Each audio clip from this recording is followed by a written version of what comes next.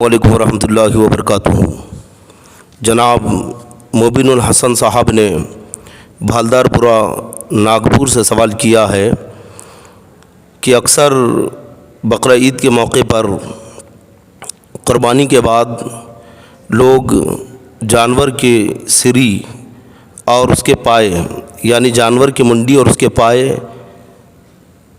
बनाने के लिए गैर मुस्लिमों के पास जाते हैं, जो उन्हें भूनकर और तैयार करके फिर देते हैं। तो बहुत सारे लोग अपने सामने बैठकर मुंडी और पाए तैयार करवाते हैं उनसे, और बहुत सारे उनकी तहवील में दे के चले जाते हैं, जो 2-3 घंटे के बाद फिर जब वो बना के तैयार कर देता है तो लेकर आते हैं। तो इस सूरत में शरअन क्या हुक्म है? जिन्होंने गैर मुस्लिमों की तहवील में बनाने के लिए पाए वगैरह छोड़ कर आ गए, अब वापस जाकर ले रखे हैं, तो उनका वो पाए वगैरह खाना दुरुस्त है या नहीं? देखिए जनाब मोबिनुल हसन साहब,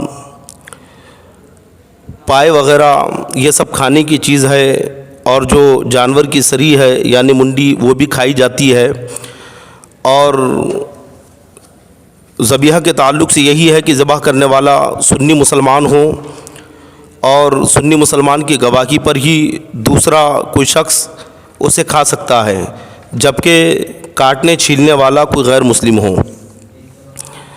अगर निगाह मोमिन से गोश्त हट जाए तो फिर वो जायज़ नहीं होता।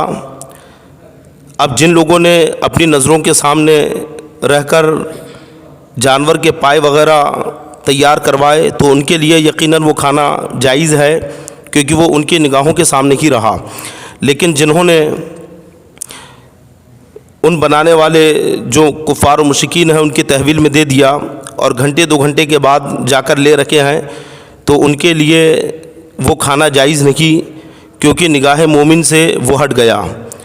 गोश्त का मामला बहुत अहम है और इसमें मुसलमानों को बहुत ज़्यादा एहतियात करना चाहिए। अगर आप कहीं पर भी मुंडी या पाए दे रखे हैं तो अपनी निगाहों के सामने बनवाए, उनकी तहवील में देकर ना आएँ। और अगर उनकी तहवील में आपने दे दिया और बाद में आप जाकर ले रखे हैं तो फिर उसका खाना जायज़ नहीं होगा।